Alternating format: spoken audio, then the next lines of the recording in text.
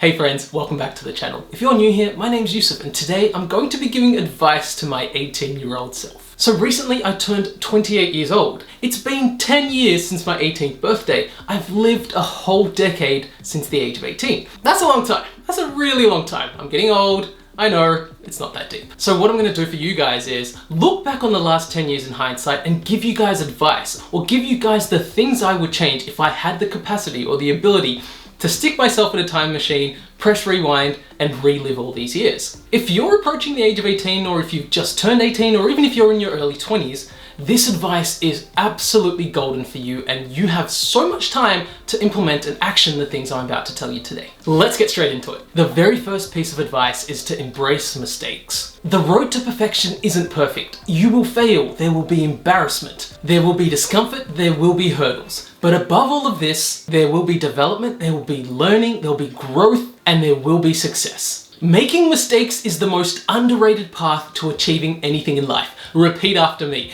Making mistakes is the most underrated path to achieving anything in life. Understanding how and why something doesn't work is one of the best approaches to ultimately understand how and why it actually does work. Instead of shying away and trying to avoid mistakes at all costs, you need to embrace them. Do things without the fear of getting it wrong. Something as basic as high school maths. I would be damned than to admit that I didn't know how to solve a particular problem. So when I encounter something tricky, I would immediately flip to the solutions page in the book and try to reverse engineer the problem and get to that right answer. Almost like trying to fit a square peg into a round hole. It just doesn't work. I vividly remember on so many occasions where my working out wouldn't match the answer and the teacher would leave big red text saying, "How did you get to this?" Looking back on this, it's honestly borderline crazy. No one will reprimand you for getting something wrong when you're a student. You've come to learn, and in order to learn, mistakes are necessary. Forget about the what and focus on the why and the how. Understand the building blocks to the solution, the basic fundamentals and the concepts that are involved in what you are trying to learn. And the best part is, the quicker you fall and make that first mistake, the quicker you'll master whatever concept or whatever it is you are trying to learn. As you transition from schooling to the workforce, you'll hear all about being agile. Companies these days want you to fail fast, fail often, and fail early, with the ultimate goal that you can arrive at outcomes quicker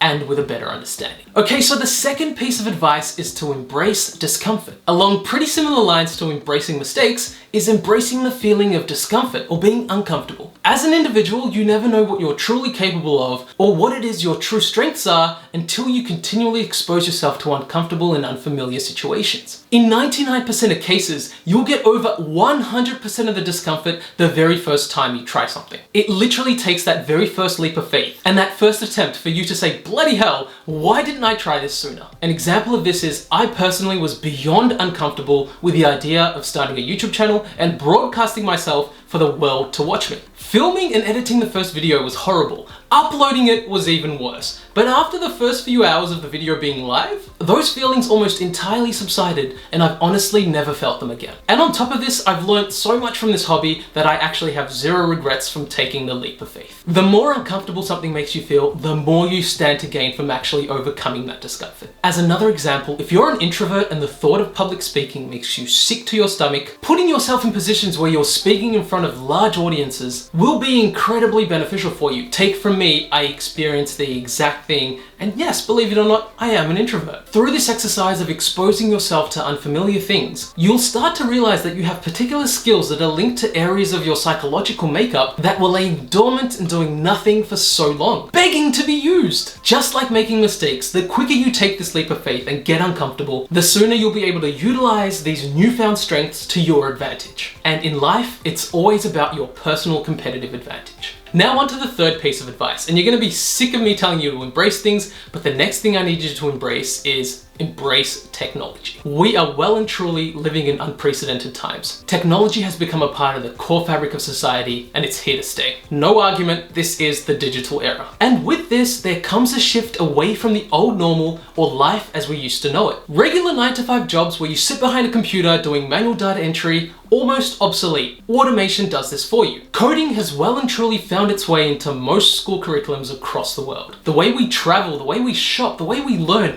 all of these things are changing. And more often than not, the thing that is influencing these changes is technology. So to make sure that you're up to date and you're not running iOS 12 when the rest of the world is running iOS 14, you need to be keeping tabs on continuous tech advancements. Spend a few minutes every day reading one technology related article. You can subscribe to a blog, you can watch some YouTube videos, whether they be related to blockchain, artificial intelligence, autonomous vehicles, whatever it may be. There are so many free resources out there that will help you stay on top of the game. And the reason I'm saying all of this is because someone who actually gets technology is more powerful than someone who doesn't. Period. I don't like the word powerful, but in this scenario, it is what it is. Technology unlocks capability, and this just gives you the power to do so much more. Now, this power can be harnessed to serve good and bad agendas, but we'll leave that can of worms for another time. The only thing I need you to take away from this is you need to stay ahead of the technology curve. Okay, so we've gone through 3 pieces of advice related to embracing 3 different things. Now, that's enough embracement for one video. Actually, I'm gonna need you guys to embrace one more thing, and that is if you guys have enjoyed the video so far or picked up something beneficial, take a second, leave a like, and most of the people watching these videos are not subscribed, so I'm gonna need you guys to take another second, hit the subscribe button, turn on the notification bell, and with that, I promise I'll try not to use the word embrace for the rest of the video. Okay, onto the 4th piece of advice, and this one is family is everything. I won't spend too much time on this one because it goes without saying, right? What I will say is this. As an 18-year-old, you quickly get to the point where you're at the peak of your independence, and you're at a stage in your life where you're transitioning away from your immediate family. But keep this in mind. During your crushing lows and your most embarrassing moments, your family will always be by your side. During your soaring highs and your triumphs, they'll still be there supporting you unconditionally. You never need to question their intentions. And obviously, things aren't always hunky-dory between family members. At the end of the day, we're human, an imperfect species. But the one thing that you can always count on is that nothing they do comes from a sinister place. I can tell you for a fact now that the number of other people on this planet who would do the same for you can be counted on 1, if not 2 hands. We all have friends who support us 60, 70, 80, 90, even 95% of the way. But receiving 100% unconditional support from someone outside of your immediate family, that's not easy to come by. So what you need to do is make time for them, make memories with them, and support them just the way they would support you. Alright, onto the next piece of advice, and that is you need to find something to keep you grounded. This world is dynamic. It's completely fluid, and as you get older, you start to take on more responsibilities, and you find that your schedule's getting busier and busier, the concept of time is getting muddier, and the days begin to warp into this cloudy mess. And you find yourself saying good morning when it's midnight, going out, okay, no, I'll stop. While you're busy in your little bubble, the world around you is constantly changing. And it's a constant battle trying to keep on top of everything's in your own world, let alone the bigger, badder, scarier world. Oftentimes, things will happen that will upset you, but they're just completely out of your control. It takes a toll on your physical and mental health. Your anxiety starts to peak. You find yourself going down paths that you wouldn't normally take, but how you got there is just completely unknown to you. To minimize the impacts that these uncontrollable elements have on you as an individual, you need to find something that keeps you grounded. Something that can repoint you to your equilibrium when you receive an unexpected shock. For me personally, it's my faith. My faith requires that I pray 5 times a day, so I take 10 minutes out of my day to offer 5 daily prayers. This presents itself as an opportunity for me to be completely humbled 5 times a day. For those 5 to 10 minutes, nothing in this world actually matters. It gives you an opportunity to reset and course correct as the world is continuously trying to blow you off course. Other things that can keep you grounded are meditating, detoxing from social media, or serving others who are in need and being selfless. There are so many things that can help you maintain the balance. Find the thing that works for you and practice it religiously. On to the next piece of advice, and I've lost track of what number we're on, but this one is, cool isn't what you think it is. The pursuit of coolness is usually fraught with the potential to land you in hot water. Why is this so? Well, quite frankly, young people mistake being cool for insecurity. And what actually happens is young people try to pursue this so-called coolness, they find themselves chasing a moving target that becomes harder and harder to attain. So they are forced to attempt extreme activities to appear cool,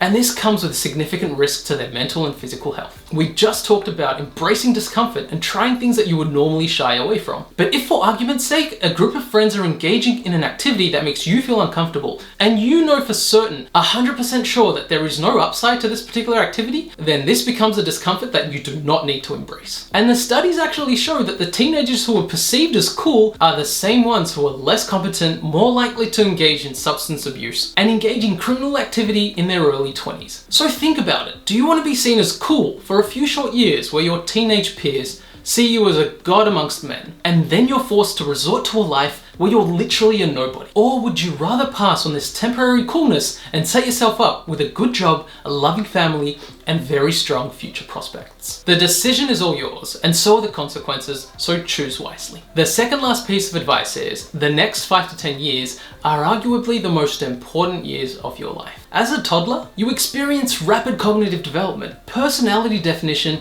and behavioral configuration. A lot of this development is largely out of the control of the young child, as the parents are responsible for guiding the child through this initial block of formative years. The next block of formative years is your adult stage, or broadly speaking, the decade between the age of 20 and 30. This block of time will have a lot to do with how your future pans out, and the difference now is, as an individual, you are responsible for making the most of this formative period. As a child, if things go wrong, you can blame the parents to an extent. But if things go wrong now, the screw up is entirely on you. My advice to make the most of these years and build yourself a solid foundation for the rest of your life is to take a lot of calculated risks. When you're in your 20s, the downside when you take a calculated risk is really low, because you've got a lot of time on your side to dig yourself out of a hole when things go wrong.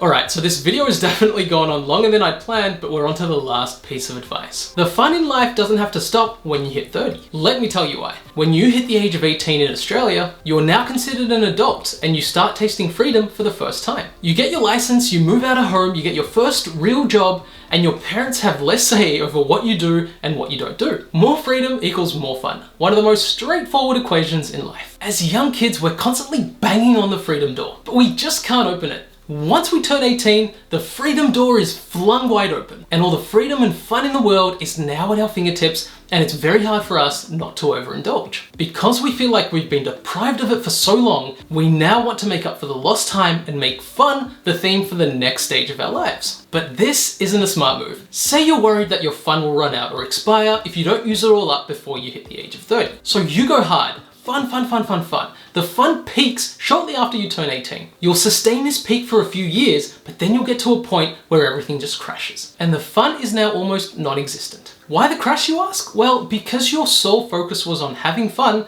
you missed the opportunity to gradually build the foundations for a balanced life. And now that you've realized that your foundations don't exist, you have to work overtime to set them up now. And at this point, you actually don't have time to commit to having fun. This situation is problematic and easy to avoid because the misconception that is the root cause for all of this is that the fun has to stop at the age of 25 or 30 or 35 even. This is entirely false. The right way to approach this is to make sure you're in a position to sustain the fun for the longest period of time possible. Your initial fun peak isn't as high because you're dedicating time to other priorities in your life. As you get older, the fun drops off slightly but never crashes like it did in the first scenario. Because you are now an adult that still has freedom, you likely have more money, and your physical well-being should still be able to facilitate a fun time. Think of it this way. As a child, you had many obstacles or barriers standing in between you and having fun. On the other hand, as an adult, the only real barrier between you and having fun is making the time for it. And that is it, guys. A few things that I would implement if I was given the opportunity to relive the last decade of my life. But for you guys who are a lot younger than I am, this is a golden chance to take on this advice and really set yourself up. I hope you enjoyed this video. If you did, be sure to leave a like, and I'll see you in the next one.